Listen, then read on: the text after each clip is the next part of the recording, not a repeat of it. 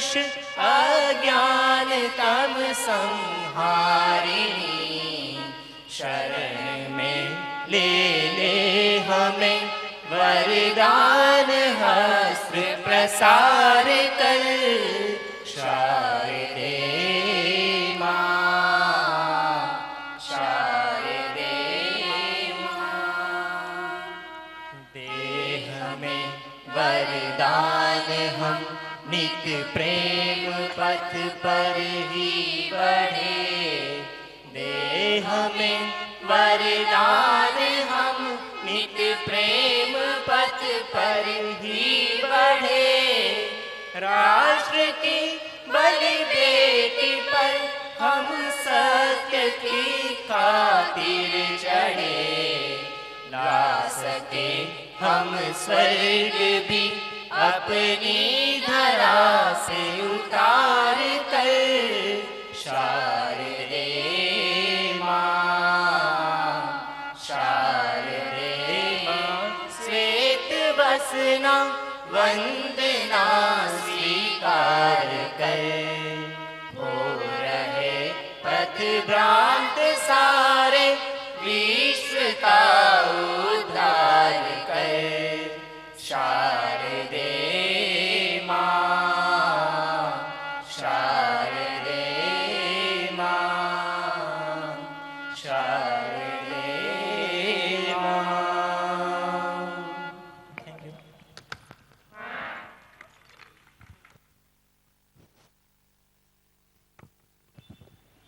खूब खूब आभार। दीपम गृहाण देवेश त्रैलोक्यतिमिरापह तमसो માં જ્યોતિર્ગમય। એ ભાવનાને સાકાર કરવા હું મંચસ્થ મહાનુભાવોને વિનંતી કરીશ કે તેઓ દીપ પ્રગટાવી જ્ઞાન અને પવિત્રતાનો પ્રકાશ પાથરે। મંચસ્થ મહાનુભાવો।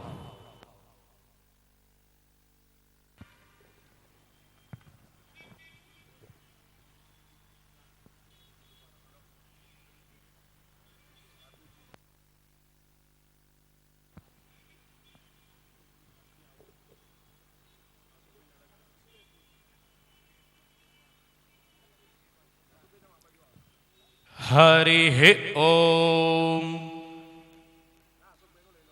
चंद्रमा मनसो जातश्चक्षोः सूर्यो अजायत। श्रोत्राद्वायुश्च प्राणश्च मुखादग्निरजायत। ओम अग्निर्ज्योतिर्ज्योतिरग्निः स्वाहा। सूर्यो ज्योतिर्ज्योतिः सूर्यः स्वाहा। अग्निर्वर्चो ज्योतिर्वर्चः स्वाहा। ज्योतिः सूर्यः सूर्यो ज्योतिः स्वाहा। साज्यञ्च वर्ति संयुक्तं वह्निना योजितं पुरा। दीपं गृहाण देवेश त्रैलोक्यतिमिरापः। खूब खूब आभार सर।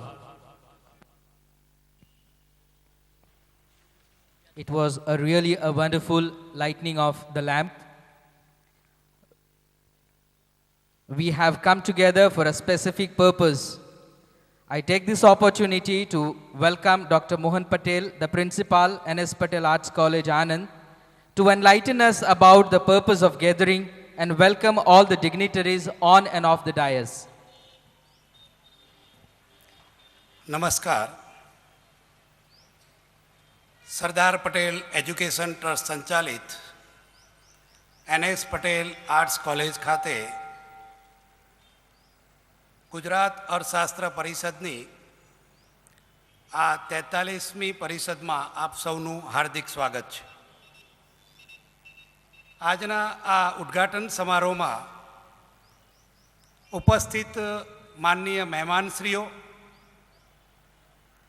ગુજરાત અર્થશાસ્ત્ર પરિષદના પાસ પ્રેસિડેન્ટશ્રીઓ, ભારતીય અર્થશાસ્ત્ર પરિષદના સૌ કારોબારી સભ્યશ્રીઓ, ગુજરાત રાજ્યની જુદી જુદી કોલેજમાંથી પધારેલ અર્થશાસ્ત્રના અધ્યાપકશ્રીઓ, વિદ્યાર્થી ભાઈઓ અને બહેનો, આપ સૌ સુમાહિતગાર છો તેમ ગુજરાત અર્થશાસ્ત્ર પરિષદની સ્થાપના 1969માં આર.એસ. ભટ્ટ સાહેબના અધ્યક્ષપણા હેઠળ સૌ પ્રથમ થઈ. ત્યારબાદ તેને સિંચન કરવાનું કાર્ય ડૉક્ટર ડી.ટી. લાકડાવાલા સાહેબે, ત્યારબાદ ડૉક્ટર આઈ.જી. પટેલ સાહેબ, ત્યારબાદ પ્રોફેસર વી.એન. કોઠારી સાહેબ, ત્યારબાદ ડૉક્ટર વાય.કે. અલગ સાહેબ અને હાલમાં ડૉક્ટર રોહિત શુક્લા સાહેબ કરી રહ્યા છે. આ 43મી અર્થશાસ્ત્ર પરિષદમાં અમે સદભાગ્ય છીએ કે 2006 બાદ 7 વર્ષના અંતરાળ બાદ ફરીથી આ પરિષદ અહીંયા યોજાઈ રહી છે. આ કોલેજ એન.એસ. પટેલ આર્ટ્સ કોલેજની સ્થાપના પણ યોગાનુયોગ છે કે ગુજરાત અર્થશાસ્ત્ર પરિષદની સાથે જ, એટલે કે 1969માં થયેલી છે. એનો પણ આજે 43મો વાર્ષિકોત્સવ ઉજવાઈ રહ્યો છે. આ બંને યોગાનું સાથે આજે જ્યારે આ 43મી અર્થશાસ્ત્ર પરિષદ યોજાઈ રહી છે, એના ઉદ્ઘાટન સમારોહમાં આજે આપણને આ કાર્યક્રમના અધ્યક્ષ જેઓ પ્રાપ્ત થયા છે તેવા માનનીય શ્રી ભીખુભાઈ પટેલ સાહેબ, કે જેઓ સરદાર પટેલ એજ્યુકેશન ટ્રસ્ટના મેનેજિંગ ટ્રસ્ટી એવં મંત્રી તરીકે પોતાની સેવાઓ આપી રહ્યા છે. ગુજરાત રાજ્યની અંદર ગુજરાત ટોબેકો મર્ચન્ટ ફેડરેશનના તેઓ પ્રમુખ પણ છે અને સાથે સાથે આપ જે આ કેમ્પસ જોઈ રહ્યા છો એને હાઈટેક બનાવવાનું કાર્ય અને એક ક્વોલિટેટિવ એપ્રોચ સાથે તેઓ આગળ વધી રહ્યા છે. આજે આ પ્રસંગે તેઓને અધ્યક્ષ તરીકે હું આવકારતા ખૂબ જ આનંદની લાગણી અનુભવું છું.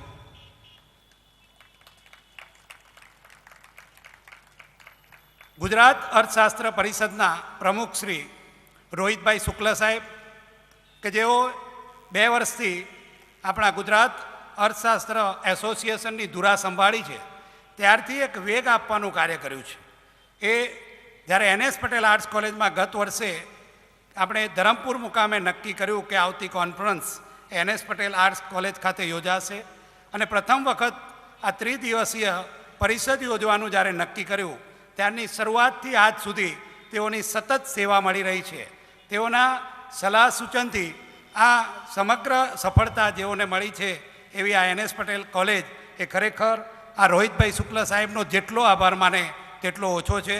અને રોહિતભાઈ શુક્લ જ્યારે અર્થશાસ્ત્ર પરિષદના આપણા કાયમી પ્રમુખ છે ત્યારે તેઓને પણ હું આવકારતા ખૂબ જ ગૌરવની લાગણી અનુભવું છું. ગુજરાત અર્થશાસ્ત્ર પરિષદના પરિષદ પ્રમુખ ડૉક્ટર તુષારભાઈ શાહ, તુષાર શાહનું જ્યારે નામ આપણે લઈએ ત્યારે એક આંતરરાષ્ટ્રીય ખ્યાતિ પ્રાપ્ત વોટર મેનેજમેન્ટના ઇકોનોમિસ્ટ તરીકે એક નામ આપણને આગળ આવે. એમને હું જ્યારે યાદ કરું છું ત્યારે એક યંગ એજની અંદર આઈઆઈએમમાંથી પીએચડી કર્યા બાદ ઇરમા ઇન્સ્ટિટ્યૂટની અંદર ડાયરેક્ટર બન્યા.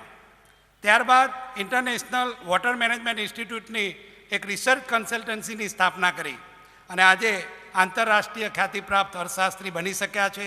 અને જ્યારે તેઓ આજની આ પરિષદની અંદર એક પરિષદ પ્રમુખ તરીકે અહીંયા ઉપસ્થિત છે અને તેઓ પોતાનું અધ્યક્ષીય પ્રવચન આપવાના છે, ત્યારે આ એન.એસ. પટેલ આર્ટ્સ પરિવાર એમનું હાર્દિક સ્વાગત કરે છે. એ જ રીતે આજના આ સમારોહની અંદર 2006 બાદ જેટલા પરિષદના પ્રમુખ થયેલા છે તેઓનું સન્માન કરવાનું પણ આજે નક્કી કરવામાં આવ્યું છે. આજના આ સમારોહમાં માનનીય સ્વામી શ્રી ધર્મબંધુજી ઉપસ્થિત રહેવાના જ છે, કારણ કે અત્યારે તેઓ દિલ્હીમાં સવારે 10 વાગ્યાથી એરપોર્ટ ઉપર અહીંયા આવવા માટેની તૈયારી કરી રહ્યા છે. પરંતુ ધુમ્મસ હોવાના કારણે ફ્લાઇટ સતત લેટ થઈ રહી છે. તેમ છતાં પણ એમને કહ્યું છે કે હું ગમે ત્યારે અહીંયા આવીશ ત્યારે 100% સીધો જ હું અહીંયા ઉપસ્થિત રહીશ. આપણે સૌ આશા રાખીએ કે ઝડપથી તેઓ અમદાવાદ એરપોર્ટ પર ઉતરી અને અહીંયા આવે. મારી આશા છે કે 6 થી 6:30ની વચ્ચે એ ખાસ ઉપસ્થિત રહેશે જ અને એમના હસ્તકે જેઓનું સન્માન થવાનું છે તેવા આપણા પરિષદના પૂર્વ પ્રમુખશ્રીઓ રોહિતભાઈ શુક્લા, ત્યારબાદ પ્રોફેસર જાફર હુસેન લાલીવાલા સાહેબ, એ જ રીતે ડૉક્ટર હિંમતભાઈ પટેલ સાહેબ અને અલકનંદાબેન પટેલ પણ અહીંયા ઉપસ્થિત છે. તેઓ પણ હમણાં 10 મિનિટની અંદર અહીંયા આવી રહ્યા છે. તે સર્વેનું આજે NS પટેલ આર્ટ્સ કોલેજ પરિવાર અને સરદાર પટેલ એજ્યુકેશન ટ્રસ્ટ એ હાર્દિક સ્વાગત કરે છે.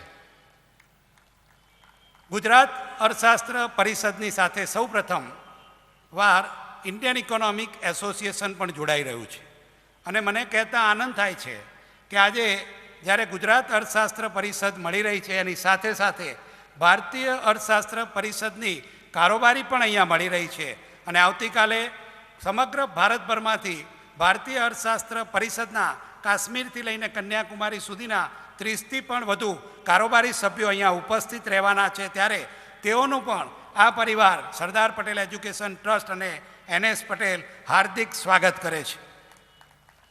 અને આજના સમારોહમાં જ્યારે ભારતીય અર્થશાસ્ત્ર પરિષદના મંત્રી શ્રી અનિલકુમાર ઠાકુર અહીંયા ઉપસ્થિત છે ત્યારે તેઓનું પણ હું હાર્દિક સ્વાગત કરું છું.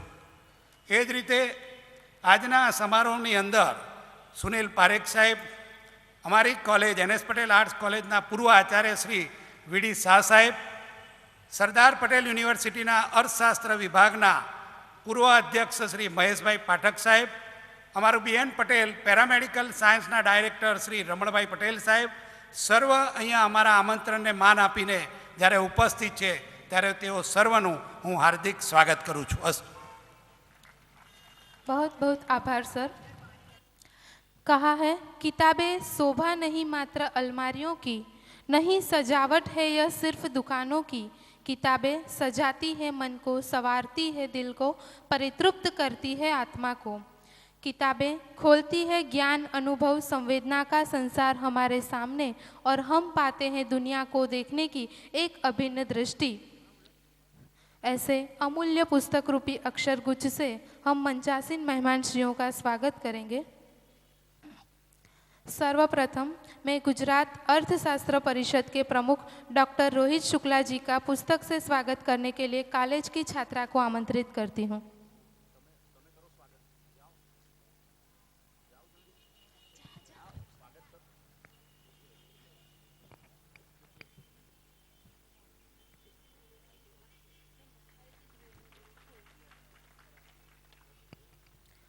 आज की इस 43वीं गुजरात अर्थशास्त्र परिषद के कॉन्फ्रेंस प्रमुख डॉक्टर तुषार शाह का पुस्तक से स्वागत करने के लिए मैं आमंत्रित करती हूँ कॉलेज की छात्रा को.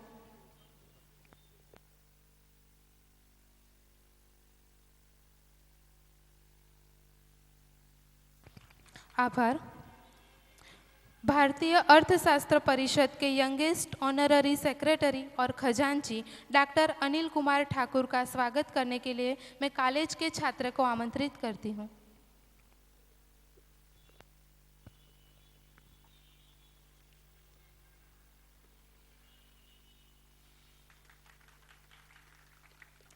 સરદાર પટેલ એજ્યુકેશન ટ્રસ્ટના મેનેજિંગ ટ્રસ્ટી અને મંત્રી શ્રી ભીખુભાઈ એન પટેલ સાહેબનું પુસ્તકથી સ્વાગત કરવા હું કોલેજના વિદ્યાર્થીને આમંત્રિત કરું છું. શ્રી ભીખુભાઈ એન પટેલ સાહેબનું સ્વાગત કરવા.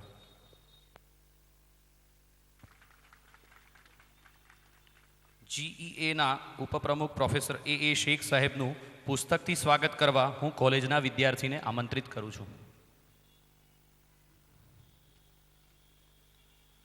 પ્રોફેસર A શેખ સાહેબનું સ્વાગત પુસ્તકથી થશે. આપણે તાળીઓના ગડગડાટથી તેમને વધાવીશું.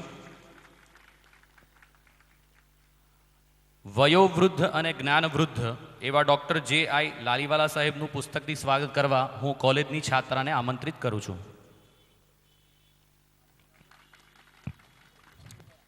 ડૉક્ટર હિંમતભાઈ પટેલનું પુસ્તકથી સ્વાગત કરવા માટે કોલેજના છાત્રને હું આમંત્રિત કરું છું.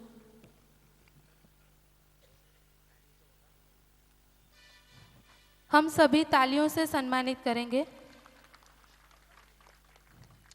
गुजरात अर्थशास्त्र परिषद के सेक्रेटरी और कॉलेज के प्राचार्य डॉक्टर मोहन भाई पटेल सर का स्वागत करने के लिए मैं कॉलेज के छात्र को आमंत्रित करती हूँ।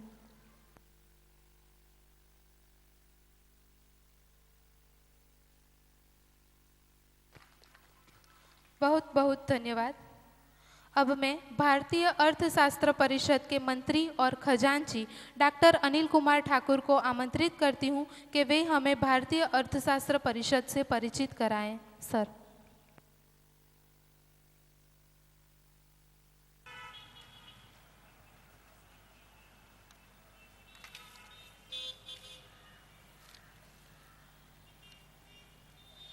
गुजरात आर्थिक परिषद के 43वें सम्मेलन के माननीय अध्यक्ष तुषार शाह जी, गुजरात आर्थिक परिषद के अध्यक्ष रोहित भाई शुक्ला जी, सरदार पटेल एजुकेशनल ट्रस्ट के मैनेजिंग ट्रस्टी भीखू भाई पटेल जी, लालीवाला साहब जी, ए शेख साहब, हिम्मत भाई पटेल जी, भारतीय आर्थिक परिषद के उपस्थित सभी कार्य समिति के सदस्यगण, सुनील पारिक साहब, सभी सम्माननीय अर्थशास्त्र के ज्ञातागण जो इस सम्मेलन में शिरकत कर रहे हैं। सबसे पहले मैं भीखू भाई पटेल जो सरदार एजुकेशनल ट्रस्ट के मैनेजिंग ट्रस्टी हैं उनके भावना के प्रति आभार व्यक्त करना मेरा प्रथम कर्तव्य है। अभी तो मैं सबसे पहले मैं भीखू भाई पटेल जो गुजरात सरदार एजुकेशनल ट्रस्ट के मैनेजिंग ट्रस्टी हैं उनके प्रति आभार व्यक्त करता हूं भारतीय आर्थिक परिषद के तरफ से, क्योंकि गुजरात में अभी 4-5 वर्षों में जितने भी मेरे कार्यक्रम हुए हैं भारतीय आर्थिक परिषद के, वो मुख्य रूप से करीब करीब पूर्णतः सरदार एजुकेशनल ट्रस्ट और एनएस पटेल आर्ट्स कॉलेज के द्वारा ही संपादित किया गया है। इसलिए मैं सरदार पटेल एजुकेशनल ट्रस्ट के मैनेजिंग ट्रस्टी भीखू भाई पटेल और एनएस पटेल आर्ट्स कॉलेज के प्राचार्य मोहन भाई पटेल जो हमारे भारतीय आर्थिक परिषद के सह सचिव भी हैं, मैं उनके प्रति आभार व्यक्त करता हूं कि उन्होंने हमारी शिरकत, हमारी जो कार्यक्रम का स्वरूप है उसको गुजरात तक विस्तारित किया है, इसलिए मैं उनके प्रति आभार व्यक्त करता हूं। मैं व्यक्तिगत रूप से गुजरात के तमाम आर्थिक परिषद के जितने सदस्य हैं उनके प्रति आभार व्यक्त करता हूं कि उन्होंने बौद्धिक रूप से तो हमें जोड़ने का काम किया ही है, उन्होंने भावनात्मक रूप से भी हम लोगों को जोड़ा है, ताकि आज मैं समझता हूं आज और कल के इस आर्थिक कार्यक्रम में हम समझते हैं 17-18 प्रदेश के लोग शिरकत करेंगे और सभी भारतीय आर्थिक परिषद के कार्य समिति के सदस्य होंगे। तो मोहन भाई पटेल ने हम लोगों को भावनात्मक रूप से जोड़ा है कि पहले भावना से जुड़ो, पहले दिल से जुड़ो, तभी कोई कार्यक्रम जो है सही ढंग से संपादित हो सकता है और अपने सही स्वरूप और अपने सही उद्देश्य पर जा सकता है। इसलिए उन्होंने भावनात्मक रूप से जोड़ा है, इसलिए पुनः मैं उनका आभारी हूँ, उनके प्रति आभार व्यक्त करता हूँ। भारतीय आर्थिक परिषद का मैं सचिव एवं कोषाध्यक्ष हूँ। अभी आज के कार्यक्रम में हम लोग की भागीदारी होनी चाहिए है और मैं हूँ, लेकिन मानसिक रूप से थोड़ा मैं अभी ठीक नहीं हूँ। उसके कुछ कारण हैं और उस कारण के आलोक में ही संजोग से मेरे जो अध्यक्ष हैं भारतीय आर्थिक परिषद के, जो आप सभी लोग उनको जानते होंगे, विश्वविद्यालय अनुदान आयोग के अध्यक्ष रह चुके हैं और अभी Indian council of social sciences research के अध्यक्ष हैं पद्मश्री प्रोफेसर सुखदेव थोराट जी, और वो संजोग से अभी यहाँ आने में सक्षम नहीं है और उन्होंने अपना एक मैसेज दिया है, उसको मैं मैसेज को आप लोगों के सामने प्रस्तावित कर रहा हूँ। वो मैसेज है कि ये 3 तारीख को तो मैं नहीं आ सकता हूँ, लेकिन मैं जिस दिन NS पटेल आर्ट्स कॉलेज हमको इसके बाद जिस दिन बुलाएगा, मैं अपने बौद्धिक जो क्षमता है उसके साथ उपस्थित होऊंगा। इसलिए उनका ये मैसेज है, उनके मैसेज को मैं आपके सामने रख रहा हूँ। भारतीय आर्थिक परिषद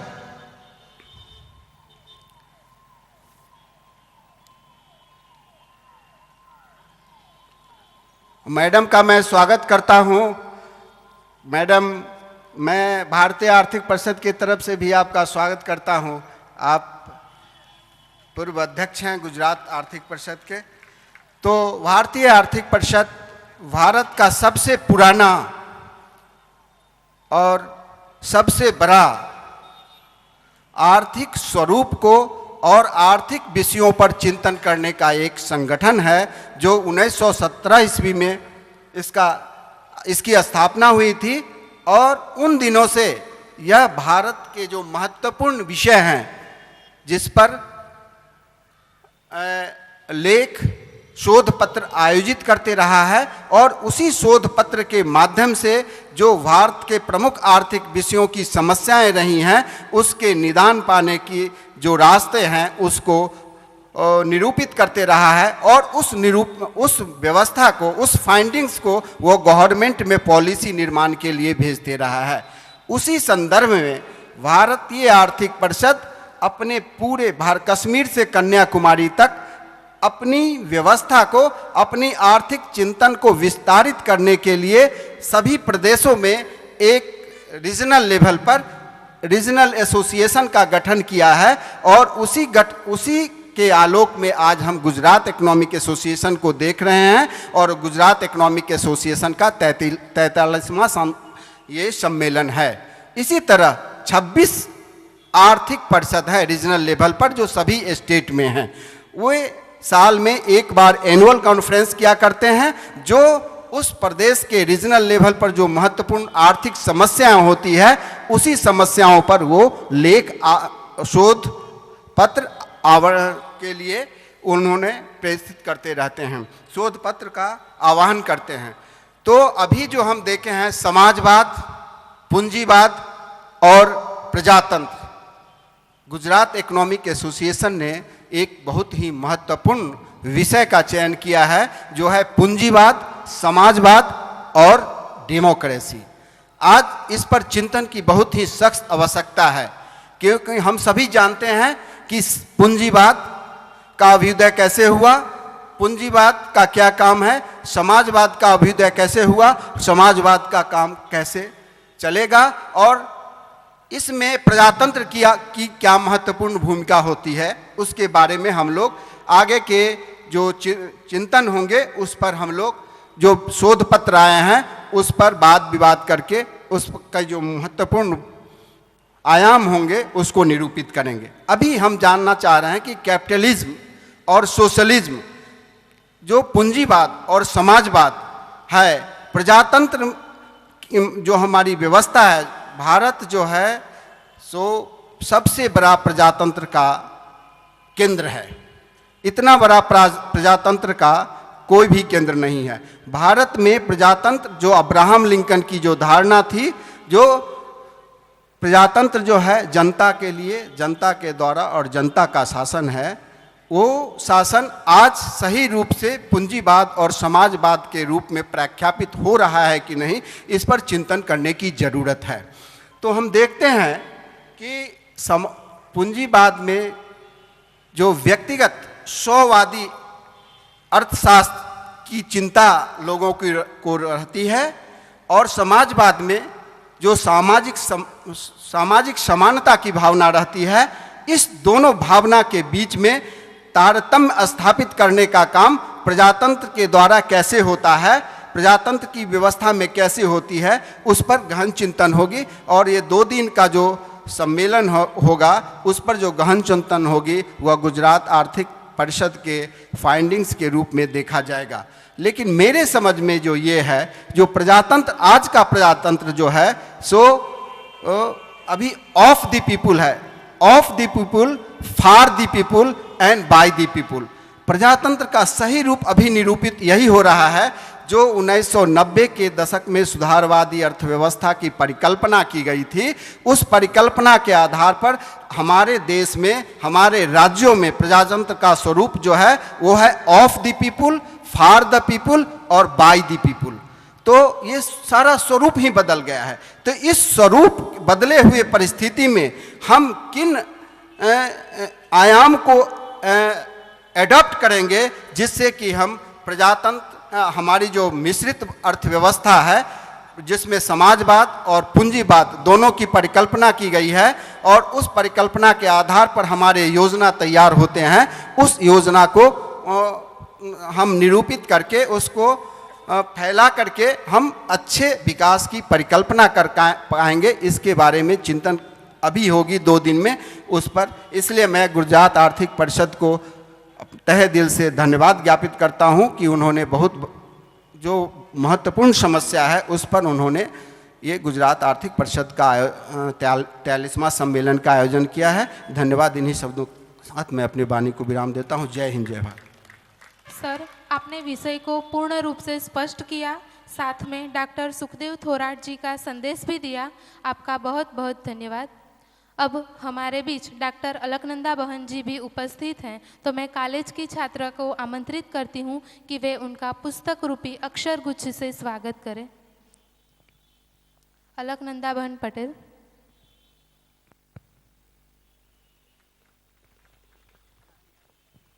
હવે હું ગુજરાત ઇકોનોમિક એસોસિએશનના પ્રમુખ ડૉક્ટર રોહિતભાઈ શુક્લ સરને તેમના વક્તવ્ય માટે આવકારું છું। ડૉક્ટર રોહિત શુક્લ સાહેબ।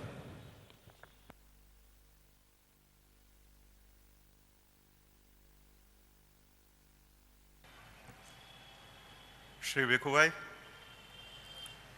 my friend Dr. Tushar Shah, Alaknanda Ben, Anil Thakurji, Mohan Bhai, Professor Laliwala, Professor Hemant Shah, who is here, and so many friends I see all around me. It's really a matter of great satisfaction and pleasure for me to be here with all of you. But I am really impressed by whatever is being done here by Mohan Bhai and his team.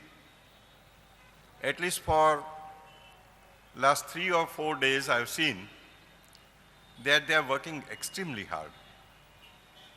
It's not only hard work, but with a lot of imagination.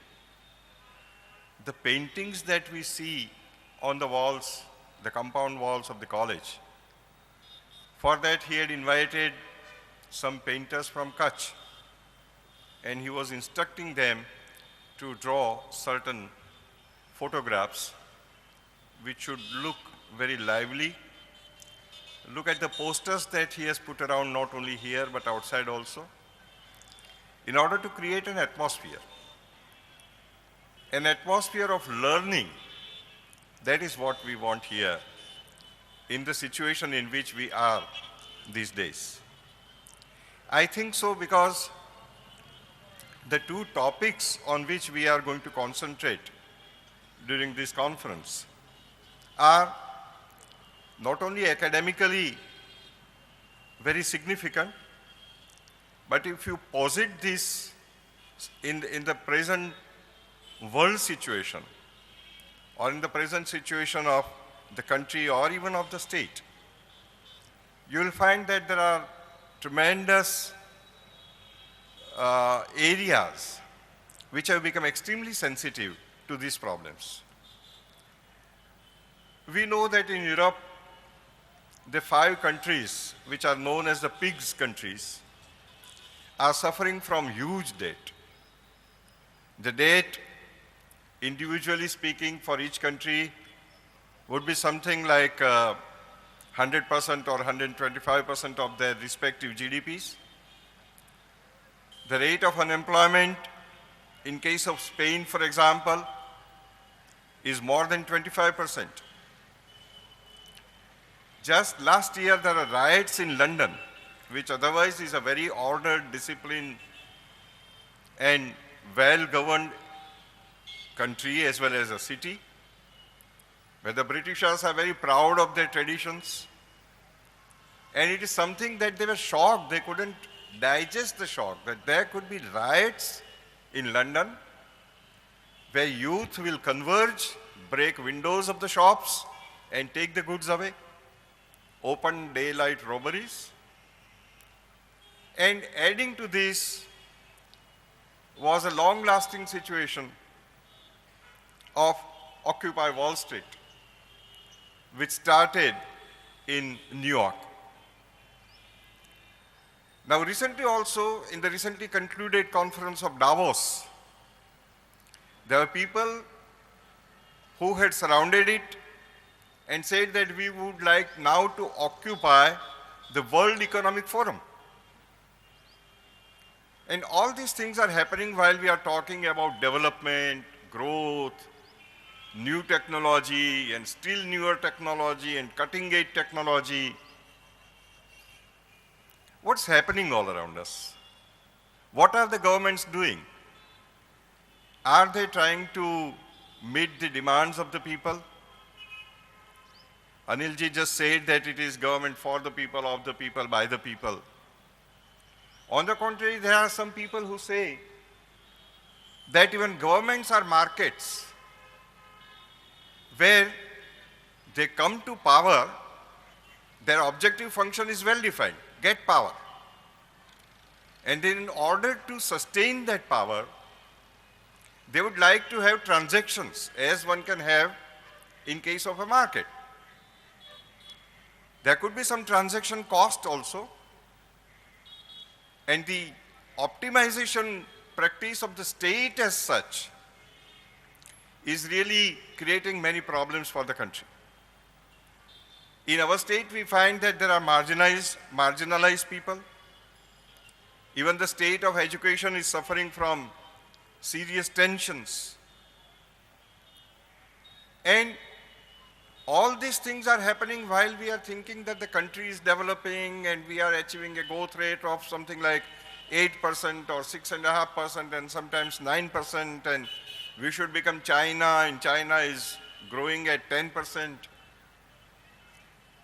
Is there something seriously wrong with the language that we are using, with the ideas that we are using? Because while we are talking of growth and development,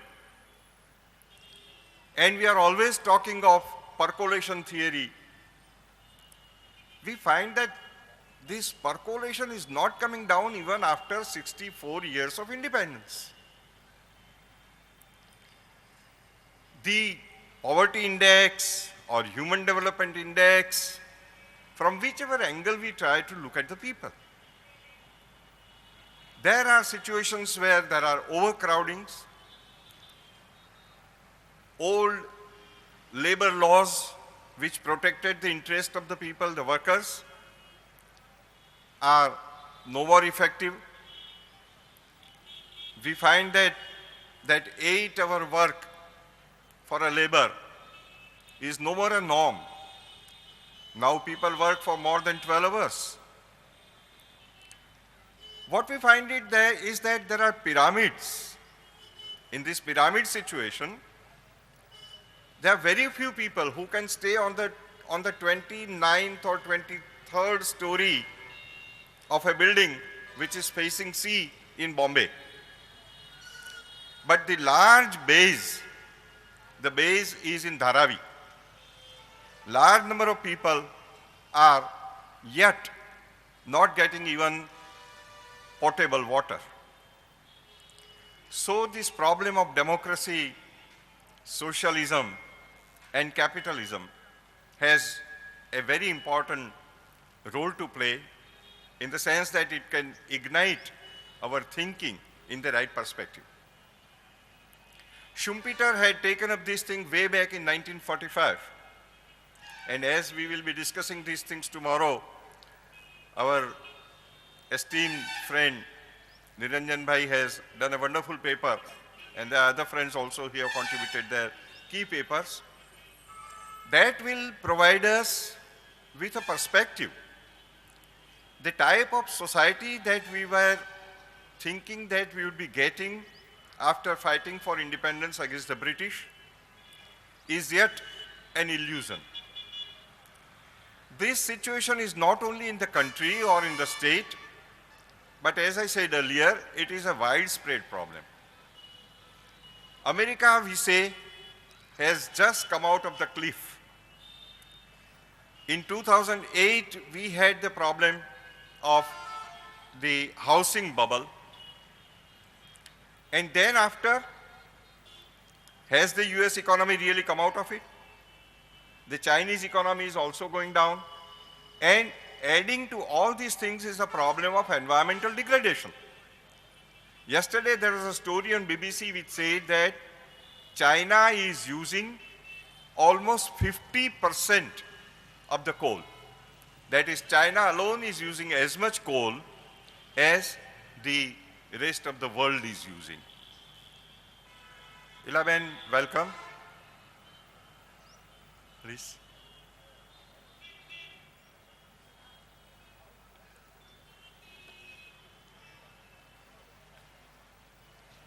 Fadar.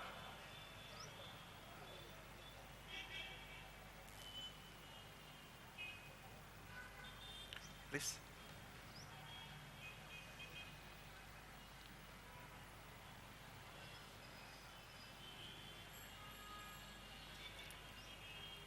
એટલે આપણો પ્રશ્ન આ પ્રકારનો છે કે જે લોકશાહીની ઉપર આપણે ભરોસો રાખીને ચાલ્યા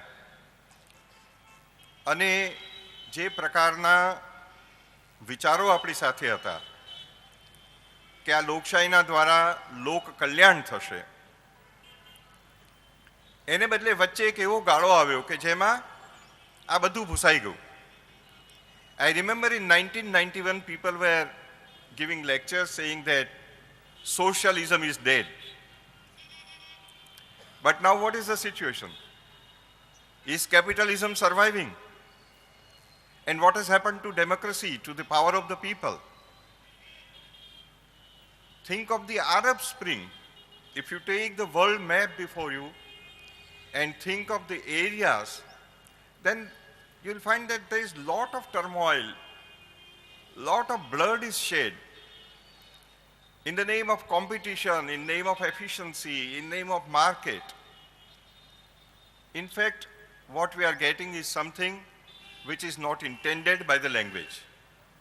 I remember a book which was written by George Orwell. The title was 1984. It was the year. This book is considered to be a sort of Orwellian nightmare, where Orwell talked of a new speak. That means the language which was in currency, the words which were being used, had lost the context, and the language had become totally a new language. Sometimes I wonder, has this not happened with us already? When we say that we are developing, really the meaning that usually we were deriving from this word development or developing, can we really mean the same thing? So, friends, these are very serious problems. We have problems of exclusion, while in the 11th Five-Year Plan as well as in the 12th Five-Year Plan, we are talking of inclusion. There is a tremendous amount of exclusion. I think since Indian Economic Association and so many delegates from so many parts of the country are also going to attend this conference, we would have very meaningful dialogue on these issues. At least democracy requires dialogue.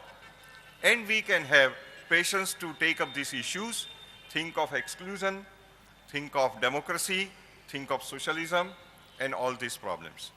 I would like to congratulate I should say my younger colleague, Mohan Bhai, because he has tried to bring in so many great thinkers who have not only thought about the problems but have worked very hard in this.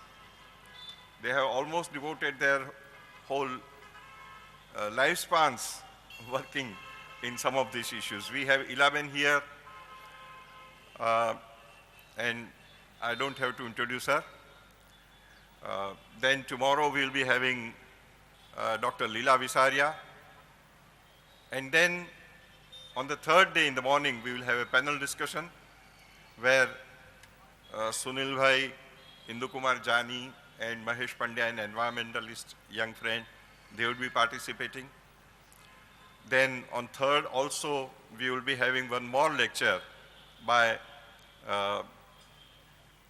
our ex-minister, Shri Jainarayan Vyas, and that would be Professor B.R. Shinoy Memorial Lecture. I think so many things dished out in such a short time span would be really a tough challenge for us to digest. That is why I think he has presented us with a book, the title of which is Stay Hungry and Stay Foolish. I think we should be very hungry because so many things are going to come our way. I congratulate you, Mohan Bhai, and thank you all for bearing with us. Thank you. Thank you, sir. Swami Vivekananda has rightly said that education is the manifestation of perfection already in man. We feel honored to release the book entitled Global Climate Change and Sustainable Development. It's a great compilation of essays on global warming. This book will enhance the capacity of readers to understand and analyze the crucial issues pertaining to human existence. The book will enable the readers to respect the nature and appreciate this wonderful creation of the Almighty. It's a great compilation made by Dr. Mohan Patel and Dr. Anil Kumar Thakur. We have the Souvenir and SPET Research Journal in Social Science started from our institution under the guidance of young, smart and dynamic leadership of Dr. Mohan Bhai Patel. I take this opportunity to invite all the dignitaries on the dais to keep the book, Souvenir and Journal open for the readers.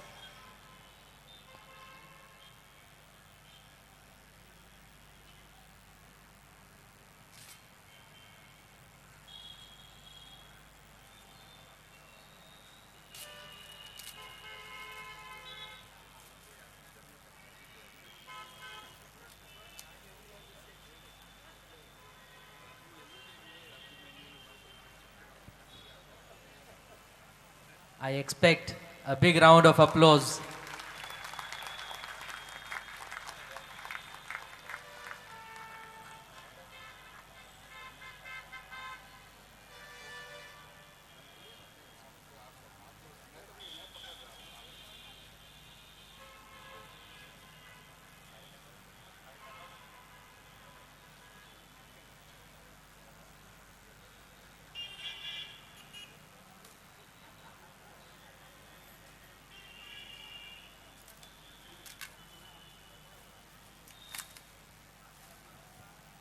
This is a SPET Research Journal in Social Sciences. In a very short duration it has come out with beautiful articles.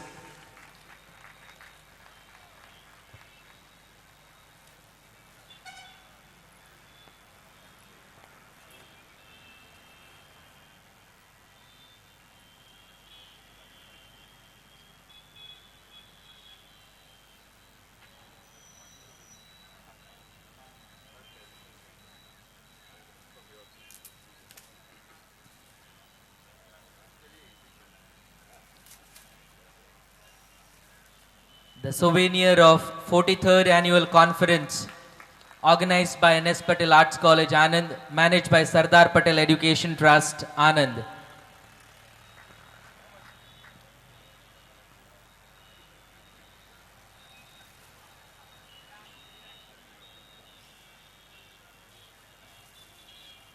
Thank you so much, sirs and ma'am.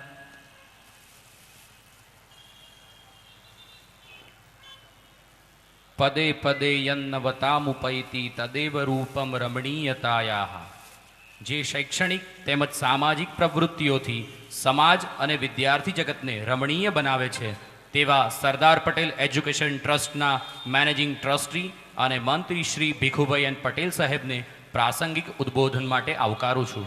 Shri Bhikhubhai N Patel સાહેબ.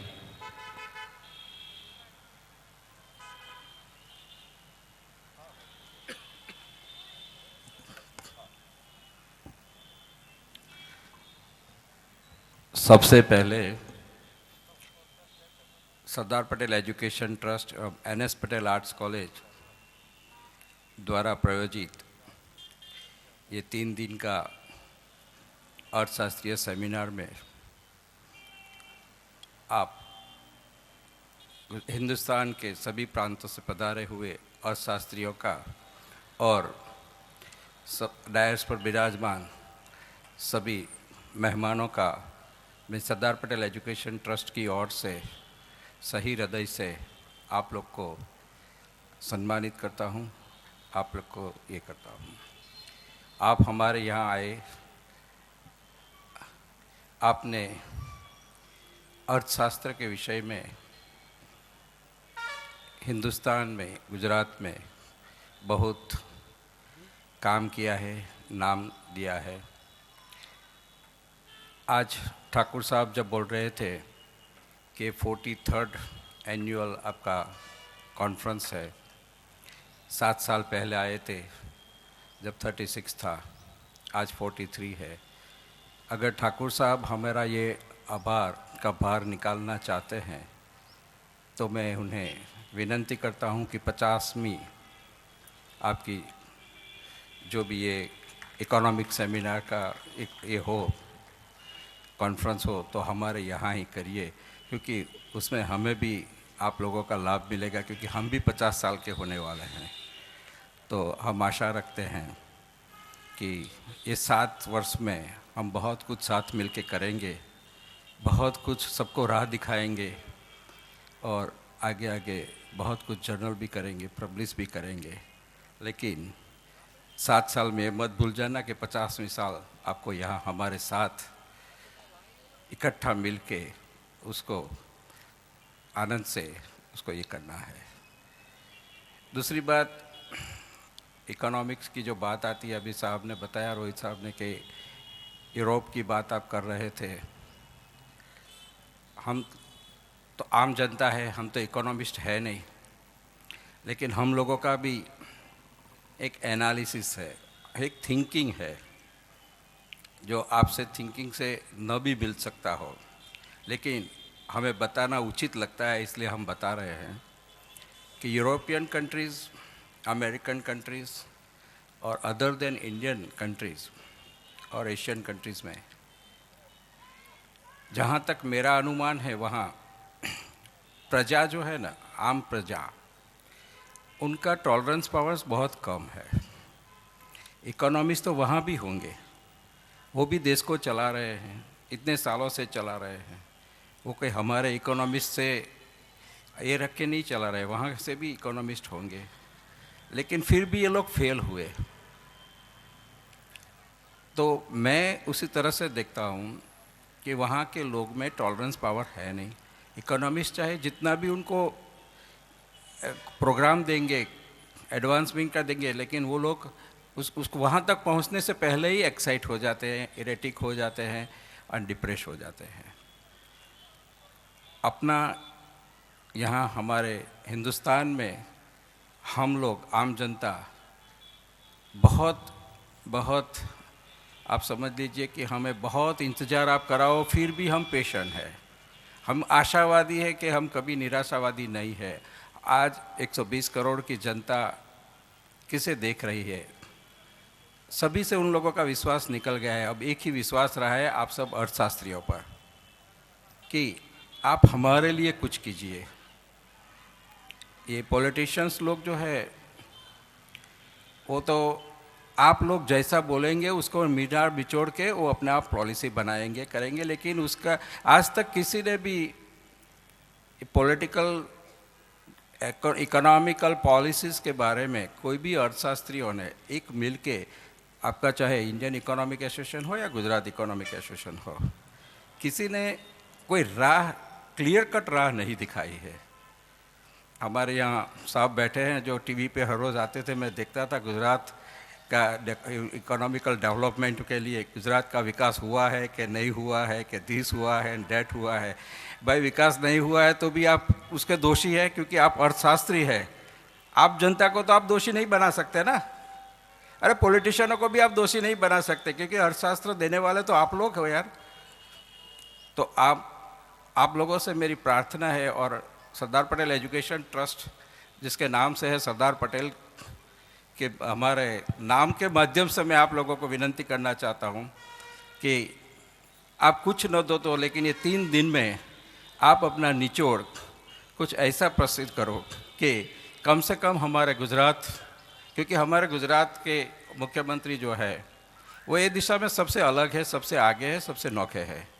कोई भी चीज़ adopt करने में और बोल देने में भी कि मैंने उन लोगों ने मुझे बताया और मैंने कर दिया, उसमें कोई शर्मबाजी नहीं है उनमें दिल में।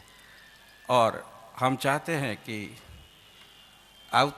आने वाले सालों में आप लोग ऐसे ही गोष्ठी करो, जैसे साहब ने बताया ना कि विद्वानों का काम है विद्वान गोष्ठी करना और प्रजा के लिए कुछ अच्छा निकाल के प्रजा को देना। अपनी हिंदुस्तानी संस्कृति में देखिए, राजा महाराजों से आपके चाणक्य से देखे आज तक में क्या हो रहा है। सब विद्वान लोग इकट्ठे होते थे, सब विद्वान लोग इकट्ठे होकर कुछ नियम बनाते थे, कुछ आर्थिक व्यवस्था बनाते थे, कुछ राजकीय व्यवस्था बनाते थे और उनका प्रजा में अमल करते थे। और जो राजा थे वो रात को दिन में सोते बिना 24 घंटे उसको देखता था, और उसी ढंग से चल रहा है कि नहीं, वो काम करना राजाओं का काम है। लेकिन नीति नियमों बना के प्रजा के विकास लक्ष्य कार्य का प्रोजेक्ट बनाना आप सब विद्वानों का काम है।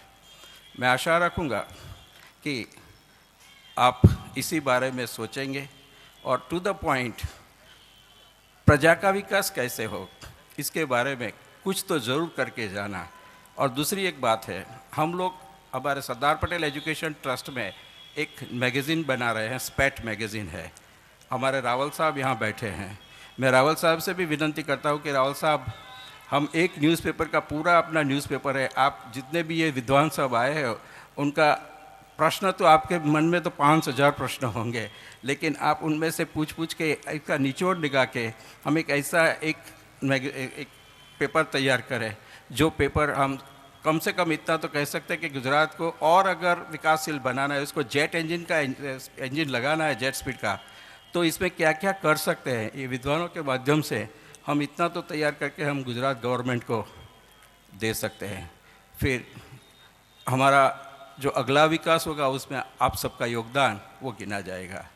फिर से एक बार आप यहाँ जो भी पधारे हैं वो सबका मैं सच्चे दिल से आपको सम्मानित करता हूँ। और 3 दिन आशा रखता हूँ कि आप हमारे इस पटांगण में हमारा जो कार्यवाही है, हम जो एजुकेशनल एक्टिविटीज़ कर रहे हैं, जैसे ठाकुर साहब ने बताया ना कि अमेरिका में लिंकन ने दिया था by the people, of the people and for the people, तो यहाँ आप देखिए कि by the student, of the student and for the student, by the one United Sardar Patel education trust परिवार। इसमें एक और हमारा लोगों का है कि this is for the student, by the student end of the student, by the Sardar Patel education trust परिवार। एक सरदार पटेल एजुकेशन ट्रस्ट परिवार सब इकट्ठे मिलके क्या से क्या कर सकते हैं। आपने 6 साल पहले अगर हमारी संस्थाएं देखी होती और आज देखोगे तो आपको ज़रूर से हम लोगों की कार्यवाही का ये अध्ययन होगा कि हम कैसे कर रहे हैं, क्या कर रहे हैं। और वही मॉडल हम आगे जाके जिसको भी देखना है उसको दिखाना चाहते हैं, जिसको नहीं देखना चाहते उसकी हमें फिक्र नहीं है, हम दिखाना नहीं चाहते। लेकिन सब इकट्ठे मिलके क्या कर सकते हैं without ego. The basic thing is without ego. और एजुकेटेड पीपल में विदाउट ईगो कोई काम करना आप लोग जानते हैं कैसे होता है।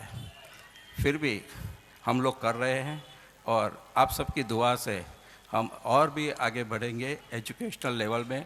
हमारे बच्चों को हम और भी अच्छी शिक्षा देने के बारे में और ऐसा प्रोग्राम करके बच्चों को अवेयरनेस करने में हम अपना पूरा तन मन और धन लगाएंगे, जिससे कल की प्रजा ये न बोले कि भाई सरदार पटेल एजुकेशन ट्रस्ट से मैंने कुछ नहीं सीखा। फिर से मैं आप सबका धन्यवाद करता हूँ। आभार। सर, आपका भी बहुत बहुत आभार। दृढ़ निश्चयी विवेकानंद जी का कथन कि अतीत तो हमारा गौरवमय था ही, परंतु मेरा दृढ़ विश्वास है कि हमारा भविष्य और भी अधिक गौरवमय होगा। ऐसी आस्था और विश्वास को कायम किए हुए हैं गुजरात अर्थशास्त्र परिषद। तभी वर्ष 2006 से लेकर वर्तमान 2013 तक हुई प्रति वर्ष की गुजरात अर्थशास्त्र परिषद में जिन्होंने अध्यक्ष के स्थान को सुशोभित किया है, ऐसे सम्माननीय विद्वज महानुभावों को आज सम्मानित किया जा रहा है। तो मैं सर्वप्रथम गुजरात अर्थशास्त्र परिषद के प्रमुख डॉक्टर रोहित शुक्ला सर का सम्मान पत्र साल एवं स्मृति चिन्ह से करने के लिए मैं सरदार पटेल एजुकेशन ट्रस्ट के मैनेजिंग ट्रस्टी एवं मंत्री श्री भिखुभाई पटेल सर, कॉलेज के प्राचार्य श्री मोहन भाई पटेल सर को आमंत्रित करती हूँ कि वे उन्हें स्मृति चिन्ह, सम्मान पत्र और साल से सम्मानित करें। सर, आप 2006 में इसी संस्था में NS पटेल में आपने परिषद में अध्यक्ष के स्थान को सुभाया था। आपने government of Netherland, world bank, FAO आदि संस्थान में सलाहकार रहे हैं। गुजरात प्लानिंग कमीशन के मेंबर के रूप में भी आपने सेवाएं प्रदान की हैं। नया मार्ग के तंत्री हैं। नमन दृष्टि फाउंडेशन जैसी अनेक सामाजिक संस्थान का संचालन कर रहे हैं। ऐसे विद्वज का ज़्यादा ज्ञान प्राप्त करने के लिए इनकी समग्र झांकी हमें सोविनियर से प्राप्त होगी। आज के गुजरात अर्थशास्त्र परिषद के ऐसे द्वितीय सम्माननीय प्रोफेसर डॉक्टर हिम्मत भाई पटेल जी का स्वागत करेंगे हम सम्मान पत्र, स्मृति एवं शाल से। डॉक्टर हिम्मत भाई पटेल, आप 2009 कच्छ भुज में आयोजित गुजरात अर्थशास्त्र परिषद के कॉन्फ्रेंस अध्यक्ष रहे हैं। 30 से अधिक वर्ष का आपका शैक्षणिक अनुभव है। आपने UGC तथा गुजरात सरकार द्वारा स्वीकृत 15 जितने रिसर्च प्रोजेक्ट पर कार्य किया है। 3 बार सरदार पटेल यूनिवर्सिटी का हरिओम इंटर यूनिवर्सिटी प्राइज प्राप्त किया है तथा वर्तमान में स्पेट में एमरिट्स प्रोफेसर के रूप में आप कार्यरत हैं। ऐसे हिम्मत भाई पटेल का हम जोरदार तालियों से स्वागत करेंगे।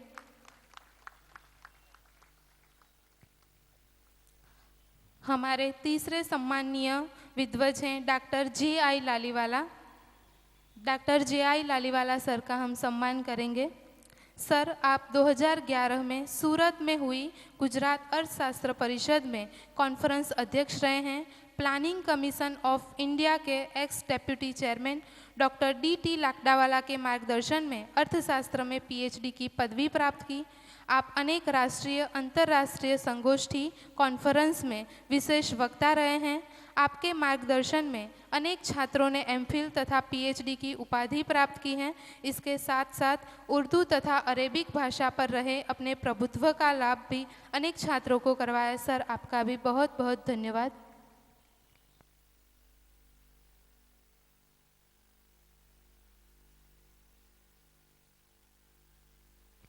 डॉक्टर अलकनंदाबेन पटेल, उनका हम सम्मान करेंगे। मैडम, आप 2012 में गुजरात अर्थशास्त्र परिषद के कॉन्फ्रेंस अध्यक्ष रहे हैं।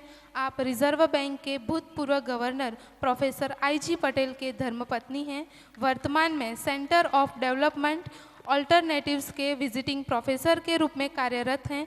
बनारस यूनिवर्सिटी से शुरू करके हार्वर्ड यूनिवर्सिटी USA तक शैक्षणिक और शास्त्रीय संगीत के क्षेत्र में आपने विशेष योग्यताएं प्राप्त की हैं।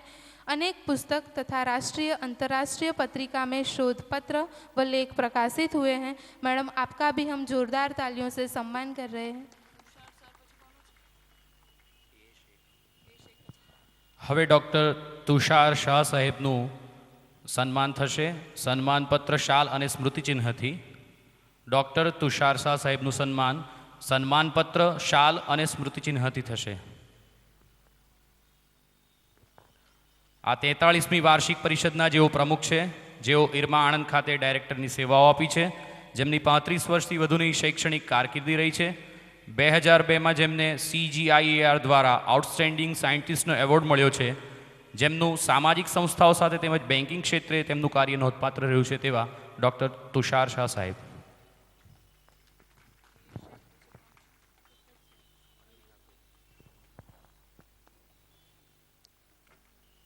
હવે ડૉક્ટર A શેખ સરનું સન્માન થશે શાલ અને સ્મૃતિચિહ્નથી। ડૉક્ટર એ શેખનું સ્મૃતિચિહ્ન અને શાલથી સન્માન થશે. જેઓનો બહોળો શૈક્ષણિક અનુભવ ધરાવે છે.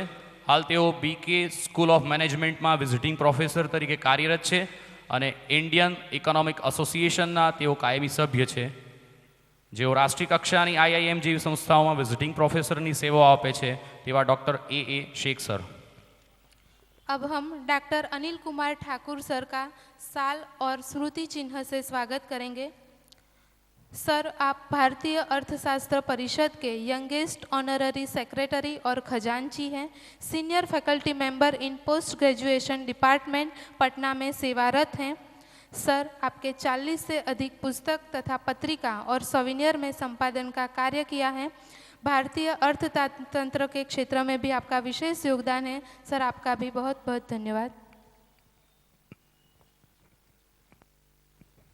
Thank you so much. I am extremely delighted to welcome Dr. Tushar Shah sir for presidential address. He is an economist and public policy specialist and a former director of Institute of Rural Management, IRMA. He serves on the boards of several academic institutions and NGOs, and he is the director on the board of ICICI Bank. I take this opportunity to welcome him to present the presidential address.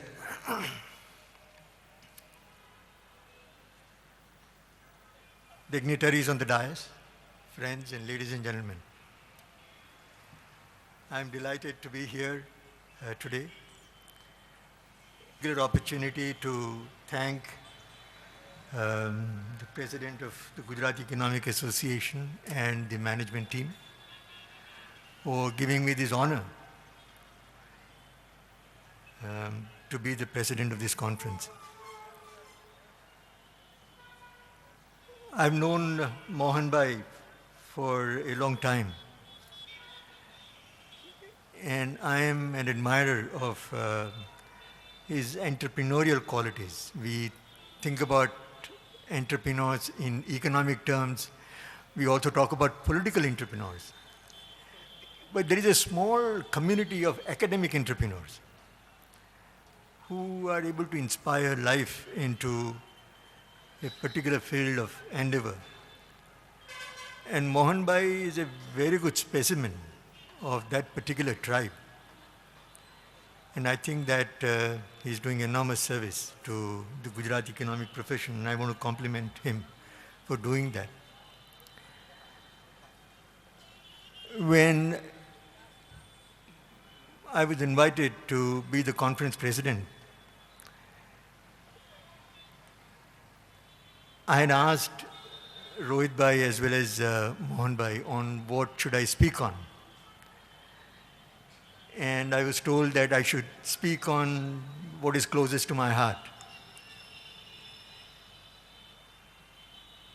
And for the past 25, 30 years, what is very close to my heart is water. You may keep talking about capitalism, socialism, democracy, but the most urgent challenge that India as well as the world are facing is that of water. Particularly for India, water has already emerged as a potential street breaker, not only for our economic growth, but also for the development of a wholesome life, quality of life. Many parts of Gujarat are undergoing water stress. And actually, I used to think, and my presentation is going to show that we have done some exemplary work in water in Gujarat. In fact, there are many ways in which Gujarat can set example, not only for the rest of India, but even for many other parts of the world. But just one bad monsoon, and we see its impact in Saurashtra. We already have a deep drinking water crisis. And many of us were thinking that we had left behind all these problems. So complex is the nature of the water challenge that it is hard to figure out when we have solved a problem fully or not. So what I'm going to do is use this time available to me as this conference president to give you a gist of the way I've understood the water challenge that India and our part of the world faces. What we often fail to recognize are the complex linkages, at least in India, between water, energy, and agriculture. As we all know, 90% of water gets used in agriculture. And it gets used in agriculture because of a particular history, because of our hydroclimatic situation. And I would just like to give you a quick overview.